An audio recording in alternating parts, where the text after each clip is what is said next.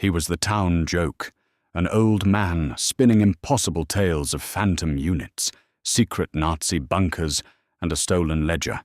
They called him a fraud, a clerk desperate for stolen valor. But the laughter abruptly died the day the Pentagon's Black Vault archives were finally unsealed. He wasn't lying. In the sleepy rain-washed town of Oak Haven, Oregon, everyone knew Adonis Fletcher. To the casual observer, the 92-year-old was merely a fixture of the local landscape, as permanent and weathered as the bronze statue of the unnamed soldier in the town square. Every Tuesday and Thursday, Adonis would limp into the Pine Diner, slide into the corner booth, order his black coffee and a single slice of cherry pie, and wait for an audience. And every time he would tell the stories, they were not the typical somber reflections of a World War II veteran. Adonis didn't talk about the mud of the Ardennes or the beaches of Normandy. He talked about shadows. He spoke with a fiery intensity that belied his frail frame of night-haloed parachute drops into the dense, unforgiving Bavarian Alps in the dead of winter, 1944. He spun wild, cinematic narratives of Unit 73 Echo, a phantom detachment that didn't officially exist operating under the direct off-the-books purview of the OSS. We weren't there to fight the army, Adonis would say, his rheumy blue eyes locking onto whoever was unfortunate enough to be sitting nearby. His gnarled hands, spotted with age, would trace invisible maps on the Formica tabletop. We were there for the vault, beneath the Schloss Adler, Kruger's vault. According to Adonis, Oberstleutnant Heinrich Kruger was a rogue SS officer hoarding looted European assets, and a ledger, a small black leather book that contained the names of Allied politicians who were secretly taking Nazi gold. Adonis claimed his 5-man squad infiltrated the castle, blew the vault with Composition C, and fought their way out through a subterranean aqueduct. He claimed he shot down a pursuing Fieseler Storch scout plane from the back of a stolen Jeep, and he claimed that his best friend, a kid from Brooklyn named Jimmy O'Connor, took a bullet to the chest to ensure Adonis made it over the Swiss border with the ledger. It was a fantastic story. It was also, according to the entire town and the United States government, a complete fabrication. The locals didn't just disbelieve Adonis, they actively resented him for it. The resentment was spearheaded by Bill Henderson, the commander of the local VFW post. Bill was a decorated Vietnam veteran, a man who respected the sanctity of service and despised those who sought to embellish it. One rainy afternoon in 2024, the tension boiled over. Adonis had been recounting the story of Jimmy O'Connor to a pair of wide-eyed teenagers at the diner. Bill Henderson, sitting 2 booths down, finally had enough. He slammed his coffee mug down, the ceramic cracking against the table, and marched over. "Give it a rest, Artie." Bill snapped, his voice booming through the sudden silence of the diner. "We've all heard the bedtime story, but some of us actually bled for this country. We don't need you disrespecting the uniform with these dime novel fantasies." Adonis looked up, his jaw tightening. "It's the truth, Bill. Every word. Jimmy bled just as red as any of your boys in the jungle." Bill scoffed, pulling a folded piece of paper from his jacket pocket. He had done his homework. Adonis Fletcher. Bill read aloud, his tone dripping with acidic sarcasm. "Service number 3, 829104. Enlisted 1943. Assignment Quartermaster Corps. Stationed London, England. Duties inventory management, boot distribution, and clerical filing. You didn't shoot down a plane, Artie. The only thing you ever assaulted was a typewriter. You spent the war counting socks." A low chorus of chuckles rippled through the diner. Adonis didn't yell. He didn't defend himself. The fight seemed to instantly drain from his fragile body. He simply looked down at his trembling hands, the hands that he claimed had primed detonators in the dark and whispered, "They had to make it look like that. If they knew who we were, they would have killed our families." "Right," Bill sneered, turning away. "Stolen valor is a pathetic thing in a young man, Adonis. In an old man, it's just sad." Adonis stopped telling his stories in public after that day. The town had collectively branded him a liar, a man whose mind was either fractured by dementia or poisoned by an insatiable need for attention. He retreated into his drafty Victorian home, surrounded by dusty books and the suffocating weight of a history only he remembered. The isolation was profound.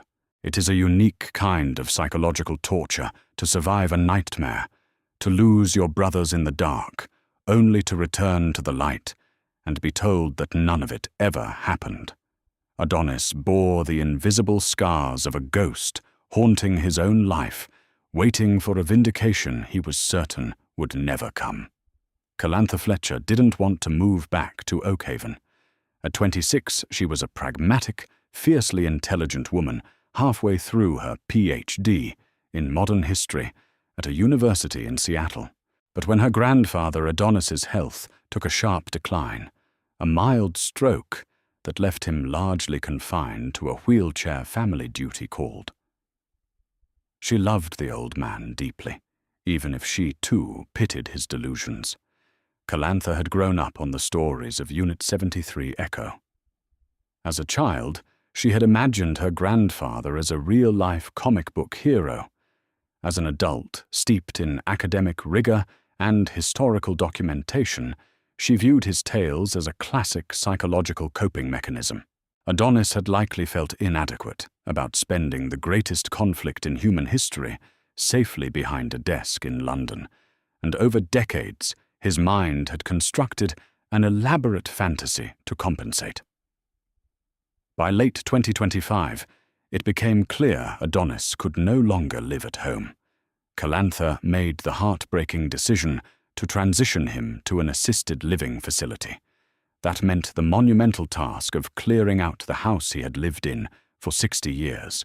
It was during a cold, stormy evening in November that Calantha found herself in Adonis's claustrophobic attic, sorting through towers of cardboard boxes. The air was thick with dust and the smell of mothballs.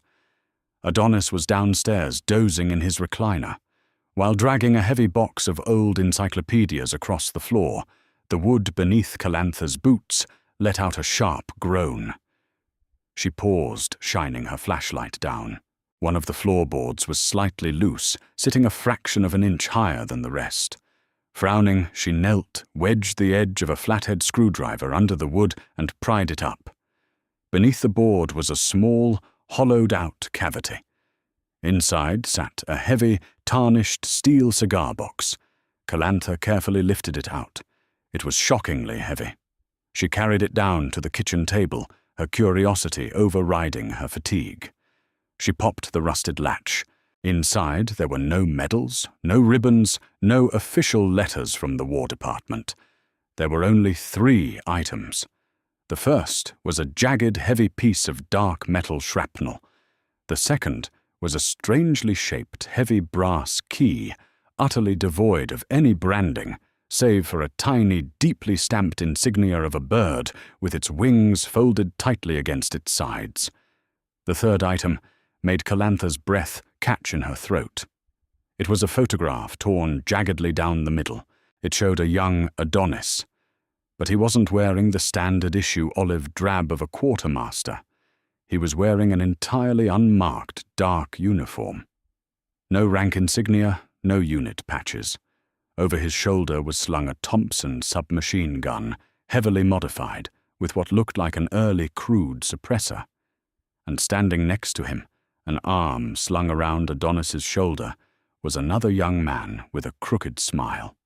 Calantha turned the torn photo over. On the back, written in faded, hurried ink, were the words Artie and Jimmy. Munich approach. December 44. If we don't make it burn this. Underneath the photo lay a single blood-stained dog tag. Calantha picked it up, her fingers Trembling as she read the stamped metal O'Connor, James T. Calantha sat in the silent kitchen for a long time, the rain lashing against the window. The town's narrative, the official government record Bill Henderson's smug dismissal. It all collided violently with the physical evidence sitting on her table. Quartermasters in London didn't carry suppressed Thompsons, and they certainly didn't have the blooded dog tags of men who supposedly didn't exist.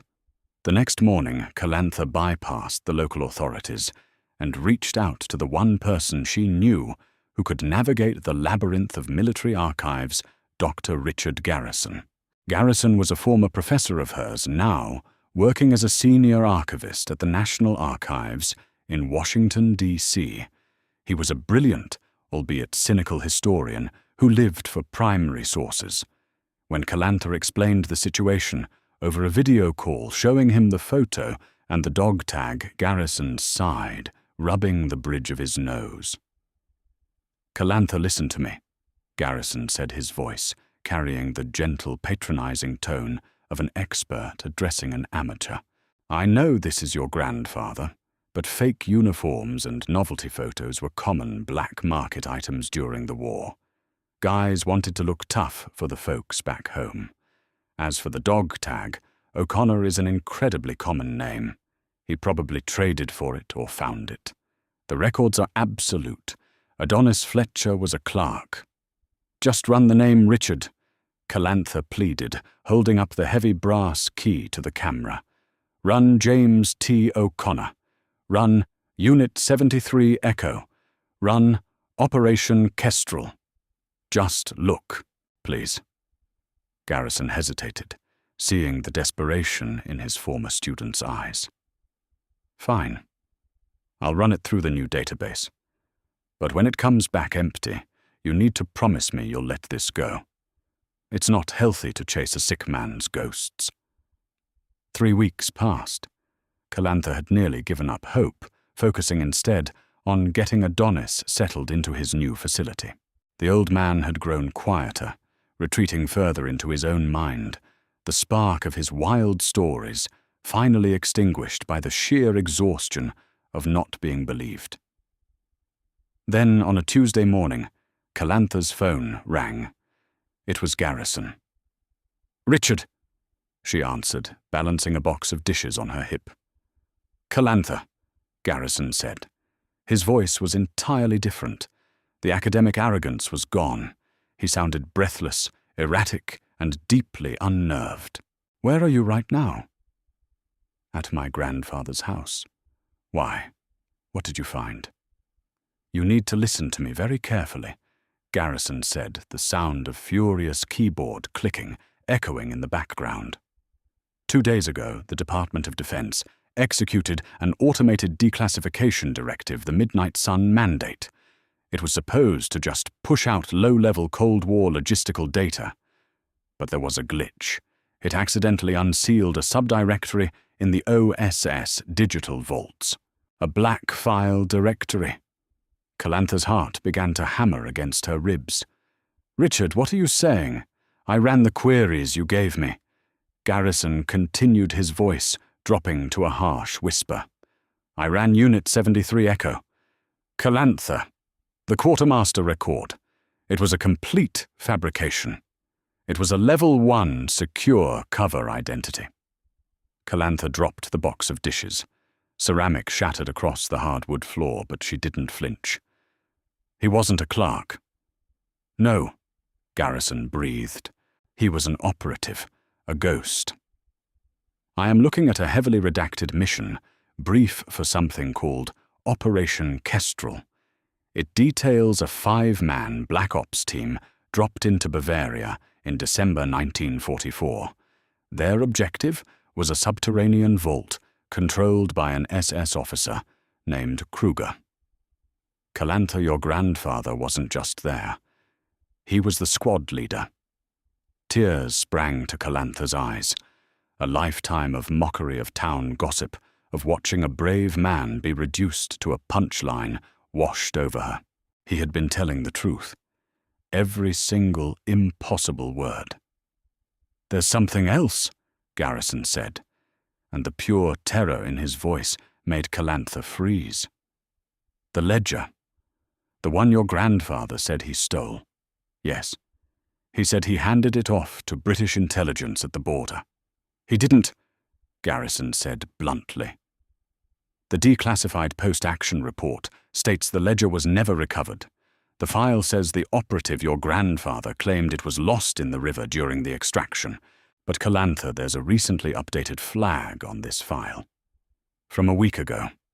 Someone in the intelligence community is actively looking for this file right now.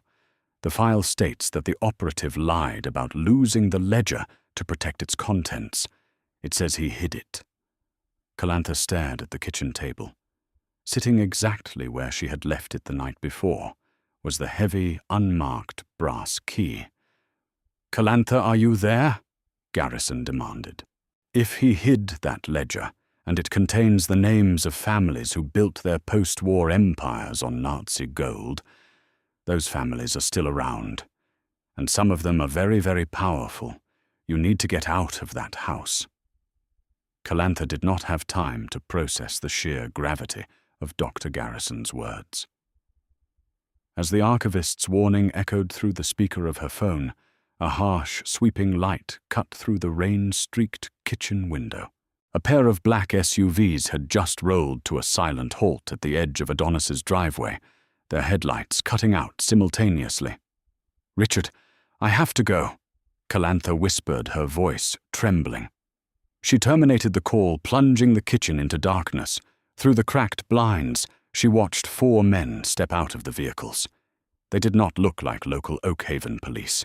They moved with a terrifying synchronized efficiency, dressed in dark windbreakers, fanning out to cover the front and rear exits of the Victorian house. Panic, cold and sharp, seized Calantha's chest. The ledger. They were looking for the ledger her grandfather had supposedly lost in a freezing Bavarian river 80 years ago. Moving entirely on instinct, Calantha scooped up the heavy brass key, the torn photograph, and the blood-stained dog tag, shoving them deep into the pockets of her thick wool coat. She abandoned the shattered dishes and the cardboard boxes, creeping silently toward the narrow servants' staircase at the back of the house. Just as she heard the front door lock, click, and give way with a violent splintering of wood, she slipped out the rear cellar doors, melting into the stormy night. She ran through the mud of the neighbor's yard, her lungs burning, until she reached her parked sedan 2 streets over. Peeling out into the slick, rain-swept roads, she drove straight to the Shady Pines assisted living facility. It was past midnight. The corridors were dimly lit and quiet. Calantha bypassed the front desk, using the side entrance code she had memorized the week prior. When she pushed open the door to room 114, she found Adonis sitting upright in his bed, staring blankly at the muted television. He looked frail, a shadow of the man who used to command the attention of the Pine Diner. "Grandpa," Calantha said, kneeling beside his bed, ignoring her soaking wet clothes. "Adonis, I need you to listen to me." He slowly turned his head. His eyes were clouded, lost in the fog of age and medication. "Calantha, it's late, sweetheart. The mess hall is closed. Grandpa, snap out of it, please." Calantha reached into her pocket and pulled out the tarnished dog tag. She placed the cold metal into his weathered palm. Jimmy O'Connor. Brooklyn. The transformation was instantaneous. It was as if a physical shockwave ripped through the old man's body. The fog in his rheumy eyes evaporated, replaced by a sharp, terrifying clarity. His hand closed around the dog tag in a vice grip. "Where did you get this?" His voice rasped, entirely devoid of the frailty he usually carried. "I found the floorboard in the attic," Calantha urged, pulling out the heavy brass key. "And I found this. Grandpa the Pentagon unsealed the midnight files. The Midnight Sun mandate. They know about Unit 73, Echo. They know you weren't a clerk. And they know you lied about losing Kruger's ledger." Adonis stared at the key, a grim, haunted smile touching his lips. "Wild Bill Donovan knew," Adonis whispered, referencing the legendary real-life head of the OSS. "Donovan knew the truth, but he died before he could protect us. Alan Dulles was the station chief in Bern. Dulles wanted the ledger buried. He was building post-war networks Calantha. Some of the names in that little black book: American industrialists, British lords, Swiss bankers washing Martin Bormann's gold through the bank for international settlements. If I handed it over, Dulles would have burned it, and he would have burned my squad with it to keep it quiet." Calantha's breath hitched. Real history. He was naming real intelligence directors and actual historical financial institutions. It wasn't dementia. It was a terrifying, buried reality. "They're at your house right now, Grandpa. Men in suits. They want the book. Where does this key go?" Adonis leaned forward, the ghost of the OSS operative finally breaking through the shell of the old man. "I didn't trust the government, and I sure as hell didn't trust banks. I trusted Jimmy. When I got back stateside, I went to Portland. The Pacific Standard Vaults. It's a private, subterranean depository built in the 20s. I rented a box under his name. Paid a century in advance, using 2 bars of Kruger's stamped bullion." Adonis grabbed Calantha's arm, his grip surprisingly strong. "Box 73, for the unit. You have to get it, Calantha. If they get their hands on it, Jimmy died for absolutely nothing." The drive to Portland took 3 grueling hours through the storm. By the time Calantha parked her sedan a block away from the address Adonis had provided, the sun was just beginning to bleed over the horizon, painting the cloudy sky in bruised shades of purple and grey. The Pacific Standard Vaults occupied the basement level of a towering, brutalist concrete building in the financial district. It was an archaic establishment, catering to wealth that preferred discretion over modern digital banking. Calantha walked through the heavy brass revolving doors, her heart hammering against her ribs. She approached the solitary attendant, sitting behind a cage of thick, bulletproof glass. "I need to access a box," Calantha said, her voice steady, despite the adrenaline coursing through her veins. "Box 73. The attendant, an older man with wire-rimmed glasses, looked up. "Name on the lease: James T. O'Connor." The attendant typed on a dated computer terminal, his brow furrowing. "That lease is highly restricted. I'll need the physical key." Calantha slid the heavy brass key through the security slot. The attendant examined the microscopic bird insignia, the kestrel stamped into the metal. He nodded silently, pressing a buzzer that unlocked a heavy steel door to her left. "Row G, down the stairs." The vault was a cavernous room, lined with thousands of stainless steel safety deposit boxes. The air was cold-smelling of ozone and old paper. Calantha counted down the rows until she found box 73.